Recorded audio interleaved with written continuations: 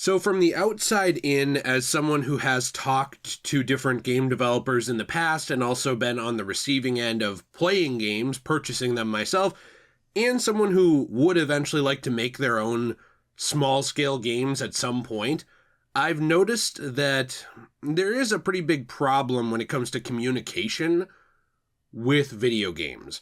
Now, I think it's very easy to look at this and put it all on developers or all on production or whatever. First off, the thing you need to know is that the developers don't actually make these decisions. People above them do in things like marketing, things like executive branches, etc. But in general, there is a problem that goes both ways with announcements of games and following through on them. Now, this can be anything from announcing a game and it taking 6 years or more to make after an announcement. You look at something like The Elder Scrolls 6, all the way down to actual embarrassments like Scalebound or Wonder Woman, where it was announced and by all rights and I guess really by all accounts, there should have been something to show, and there should have been some patience as well on a company end to actually put this thing out.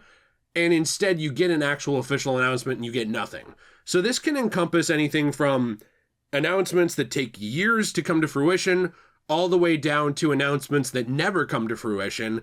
But a big reason that this is also a problem is on the side of consumerism, is on the side of the people who actually play the games too, with a lack of patience and, honestly, I would say some very, very vitriolic and angry people. So I did want to take a look at this today because I do think it's something that is really hurting the gaming industry in general and making it so there is pretty much no communication when it comes to development teams and the people who actually end up playing what they make and funding it in a lot of ways. If you enjoyed today's video, you want to leave a like, subscribe, I appreciate that very much. There are a lot of different ways to support this channel. I do want to say that I have been uploading more members videos. YouTube really kind of is frustrating when it comes to pushing channels like mine that are variety. So if you want to support this channel, doing things like considering a membership, Patreon, or even using our Fortnite code or checking out our store, which we'll have at the end of the video, those go to help us out quite a bit, and I appreciate it. Now, here's the thing. When it comes to communication, I personally have a hard time feeling a lot of empathy towards the people who I think should be communicating because I have to do so every day for my work. Now, I guess I don't have to. You guys could throw things in the comments, and I could give you all the middle finger and never answer anybody and just not care. But I feel like that's douchebag behavior, right? I mean, when I look at it, I say the things that I'm doing, yeah, I'm not super successful, but let's say someday I am. The reason I will be successful is my audience. The reason I will be successful, yes, is hard work, but it's because people gave a damn once I did that work.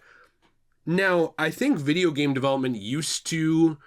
Hollywood never understood this, by the way. They always kind of just went quiet. But video game development, I think, used to understand this when it was more niche. There was the idea of trying to reach out to people, doing targeted marketing, trying to make people happy. And nowadays, I really only ever see that with competitive multiplayer games because they know right away that there's 100 other fish in the sea.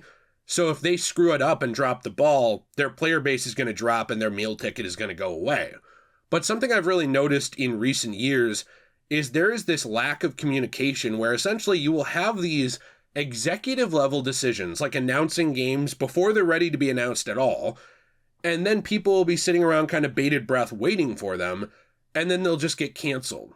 Things like Wonder Woman, things like Scalebound, things like Mega Man Legends 3 on a much more niche scale. Obviously, that's a game I'd talk about more over on JayRPG, my role-playing game channel. But it's one that I think I need to mention because I grew up playing those games, and it was one where people waited over a decade to get any word on it, and then it still ended up canceled by Capcom. People look at Capcom now, they think they're a great company, but there was kind of a dark ages of Capcom where they were canceling pretty much everything they were working on, and it was pissing people off. And I've noticed that there's this lack of communication during the development process, whether it be something that is announced and then delayed, or announced and then never comes out, and a lot of it goes kind of to both ends. I had a friend who worked, their NDA would be expired now, and we're not really friends anymore, but they worked at Activision for a long time.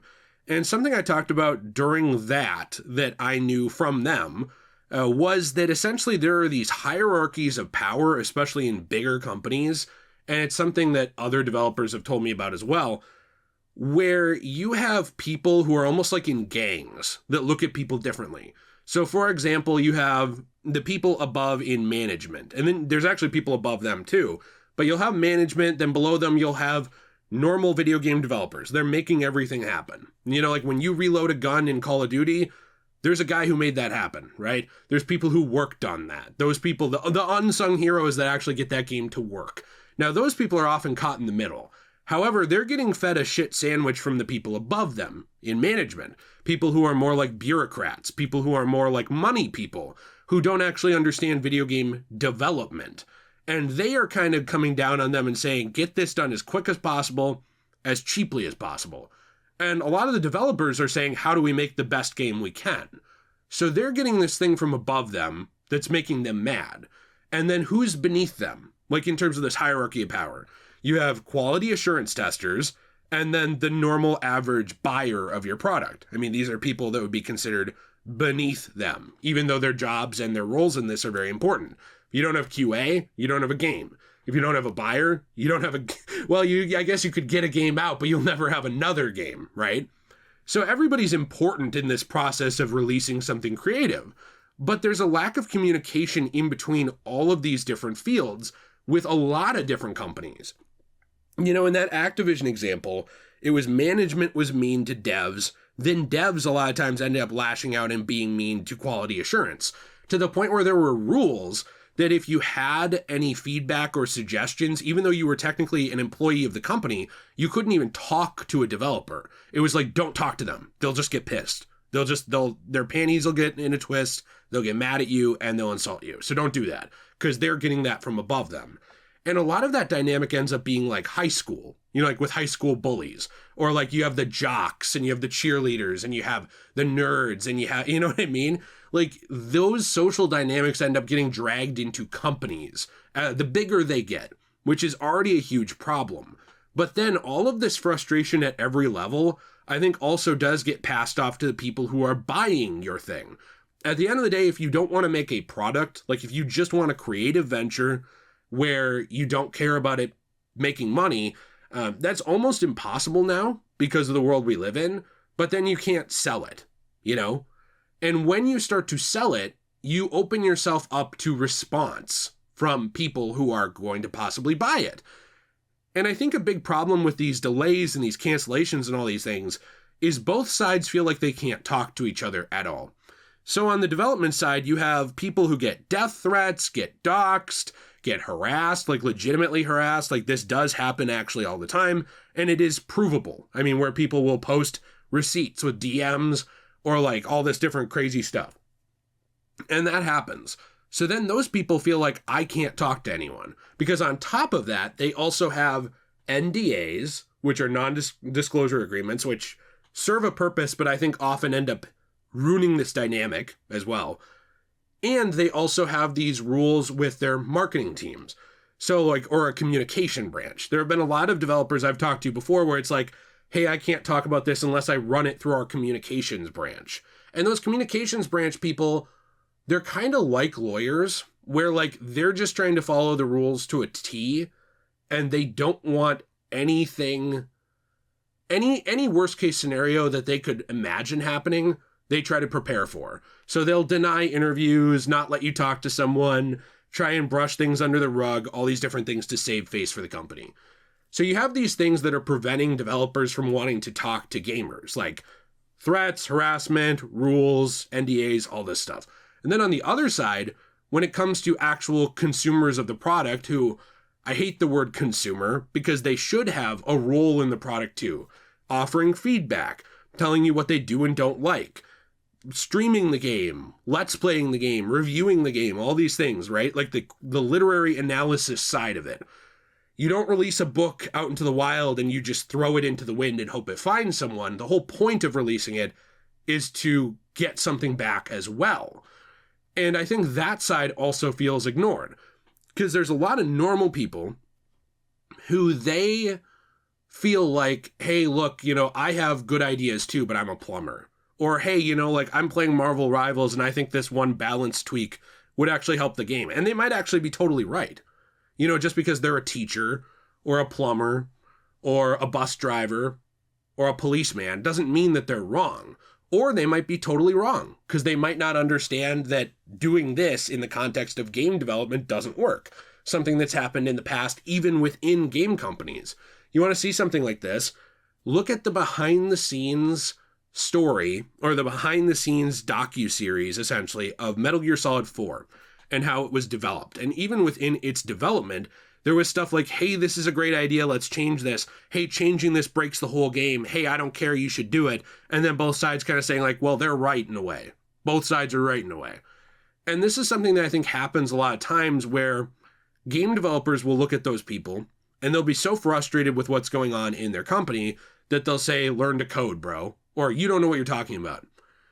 Sometimes the simplest solutions, though, offered from people who aren't in your industry can actually do a lot. That's one of the reasons why we've gotten people going into indie games and ending up making millions of dollars off of their small idea that no company would have ever touched.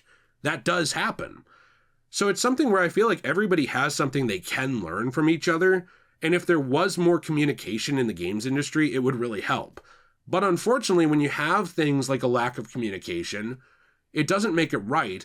But then you have things like data breaches and leaks and all this stuff where people will do these bad things and then they will spread the information around and it will end up everywhere. I mean, this is one reason why, even though I do have a topic that I want to look at with some of the rejected stuff from Spider-Man 2 from Insomniac, it's one reason why I didn't really talk about a lot of that right away, because it's like then you have literal crimes where people will steal data and then spread it around. But how much less would that data leak have mattered if Insomniac had been transparent with gamers, right? But then also, they couldn't be, right? Because you look at something like that leaked Wolverine build, and you look at how people responded to it. This is unfinished. This looks like garbage. This game's going to suck balls. And it's like the game was years away from completion. Of course it looks unfinished. If you go watch a Marvel movie being made, it's just a guy moving his arms in front of a green screen. It looks dumb as hell, but it ends up being a movie, right? Or you go and you look at the, anything behind the scenes before it's finished is going to look stupid. It's going to look unfinished. If you don't understand that creative process and how it goes through it, you're not going to get it. But the reason gamers don't understand that creative process is because they never get to see it. Do you see what I'm saying? This is a catch-22.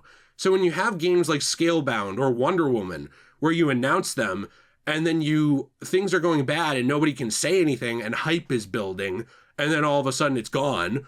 Or you have things like The Wolf Among Us, where things are announced way too early because you're trying to attract talent to your studio, which is another layer of this that's a problem. And instead of thinking about, well, how is this going to affect what people see? Like we're announcing Wonder Woman and it's not going to be ready for 6 years. What are people going to think about this? You don't care. It's just, well, we're announcing Wonder Woman so that we can get some new people in jobs here to make it. It's a catch-22 because you're going to piss people off with that too. And then if it does get canceled, it's an embarrassment. It's actually a really bad look for your company. At the end of the day, do I know what the solution is to this? No, not really. I mean, I know that you can't go and divulge every company's secret. First off, you're going to end up sued. But also I know that there are going to be other companies copying you. Like if you show every step of development, that's just a way to get someone to copy you, right? And to look at your work and say, oh, I can do that too. But if you show nothing to the people who are inevitably going to buy it and fund your next project, they're not going to be loyal to this at all. They're going to be impatient. They're going to be rude. Does it make it okay? No, but that's just how the human condition is. That's how people respond to things. And then you have all these people who think each other are stupid. And it's really a shame. I've seen this too with on my end with doing YouTube, where you could say I create some stuff, but a lot of stuff I create is also in response to or relation to someone else. So then you have people saying oh, you don't create anything, you're an idiot. And then you also have people saying, whoa, these are amazing creations. You have a spectrum of it, right? But then on the other side, when I go to try to talk to a developer, whether it be a game they worked on 25 years ago, there's no NDA for anymore, or not, they don't want to talk to you a lot of times because they've had all these bad experiences with the community. They've gotten these threats. They've gotten these constant insults. They've gotten these constant, I could do your job better than you, F you, type responses from the community. But then there's a lot of people in the communities who are so passionate about this stuff who do have good ideas or who do just want to know. Like, they're just passionate. Like, hey, how'd you come up with this? Or, hey, what was your idea with this? They just want to know that. And that's it. There's nothing deeper to it than that. And those people get ignored too because of other stuff going on. I think that this lack of communication in the video game industry especially, it's just a huge problem. And I think another big final aspect of it is that a lot of the times it doesn't end up affecting sales of certain things. You look at things like Elder Scrolls 6 or GTA 6, games that I am interested in both of, okay? So I'm not trying to be a hypocrite, but it's like they're going to sell no matter what. So they can say or not say whatever they want, and it doesn't matter. So when you have these built-in audiences, too, that will buy something no matter what, this can also become a problem of another scale where there is no reason to improve communications because communication doesn't matter because the people tell you that they're going to buy it whether you talk to them or not. Call of Duty is an example we almost always meme on, right? Like pretty much everybody. Where it's like Call of Duty could release a game where you go around flinging poop at your enemies and people would buy it and hype up the online multiplayer. It's true. Like it doesn't matter. The name sells, right? And I think that there's all these different layers to this problem that kind of ruin it for everyone. So anyway, I'm interested to hear what you think in the comments down below. Obviously, I don't know what the exact answer is. So if there is an answer that you think there is, I'm interested to hear it. If you want to support this channel, I appreciate that very much. Like I said, we're adding to memberships, Patreon content, all of this different stuff. We have a Fortnite code.